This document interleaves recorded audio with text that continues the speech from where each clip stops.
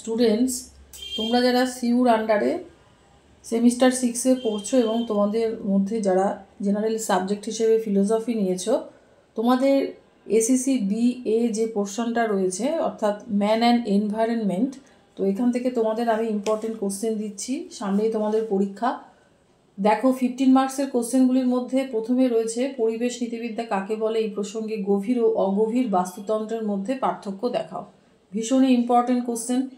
Number 2, গভীর বাস্তুতন্ত্রের মূল বক্তব্য ব্যাখ্যা করো। এই যে কোশ্চেনটা দিয়েছি এটা এখানে 10 নাম্বার হিসেবে রয়েছে, তোমাদের এটা 5 নাম্বার হিসেবেও আসতে পারে।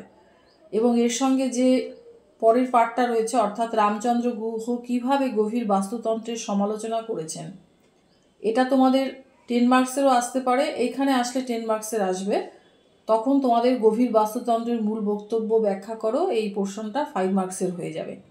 আবার এটি তোমাদের 5 মার্কস হিসেবেও আসতে পারে। নাম্বার 3, পরিবেশ নীতিবিদ্যা প্রসঙ্গে পল টেলরের বক্তব্য আলোচনা করো। ভীষণ ইম্পর্টেন্ট, আসবেই। অথবা দিয়ে কোশ্চেনটা যদি এইভাবে করে অ্যান্সার একই হবে। প্রকৃতির প্রতি শ্রদ্ধার ভাব বলতে কী বোঝায়? প্রকৃতির প্রতি শ্রদ্ধার ভাব বিষয়ক নৈতিক মানদণ্ড ও নিয়ম কেমন হওয়া উচিত আলোচনা করো। নাম্বার 4, পল টেলর বর্ণিত নৈতিক অধিকারগুলিকে কয় ভাগে ভাগ করা যায় ও কী কী? এই প্রসঙ্গে পরিবেশ বিষয়ক নৈতিক অধিকারগুলি বিস্তারিত আলোচনা করো।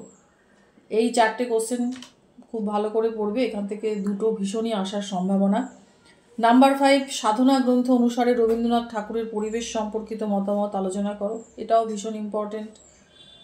নাম্বার 6, পরিবেশনিষ্ঠ নারীবাদ কাকে বলে, এই প্রসঙ্গে বিস্তারিত আলোচনা করো অথবা এই প্রসঙ্গে দ্বৈত ভাবনার তাৎপর্য বিশ্লেষণ করো। নাম্বার 7, শতমূল্য কাকে বলে, পরিবেশের শতমূল্য সম্পর্কে কালিকটের ধারণা আলোচনা করো। নাম্বার 8, প্রাচীন সংস্কৃত সাহিত্যে কিভাবে মানুষ ও পরিবেশের সম্পর্ক বিষয়ে আলোচনা করো।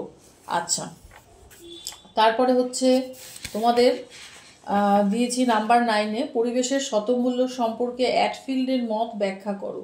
নাম্বার 10, মার্ক্সীয় চিন্তা প্রসঙ্গে পরিবেশনিষ্ঠ নারীবাদীদের বক্তব্য আলোচনা করো। আর এক্সট্রা 2টো কোশ্চেন দিয়েছি, যদি সম্ভব হয় পড়ো। শতমূল্যের ধারণাটি কি বিষয়নিষ্ঠ? তোমার উত্তরের সপক্ষে যুক্তি দাও। নাম্বার 12, ভারতীয় সামাজিক অর্থনৈতিক পরিস্থিতিতে গভীর বাস্তুতন্ত্র কতখানি প্রযোজ্য, সবিচার আলোচনা করো। এবার আসছি 5 মার্কসের কোশ্চেনে।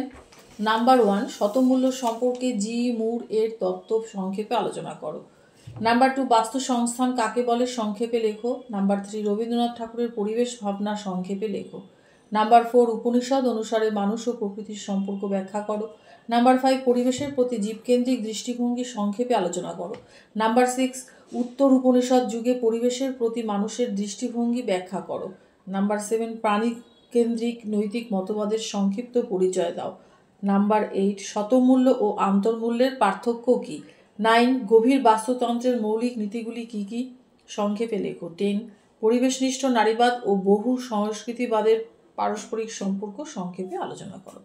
ভালো করে তোমরা পড়ো কোশ্চেনগুলো, অবশ্যই ভীষণ ইম্পর্টেন্ট। এই মোটামুটি এই কোশ্চেনগুলো যদি তোমরা ফলো করো তাহলে আশা করি তোমাদের কোনো রকম অসুবিধা হবে না।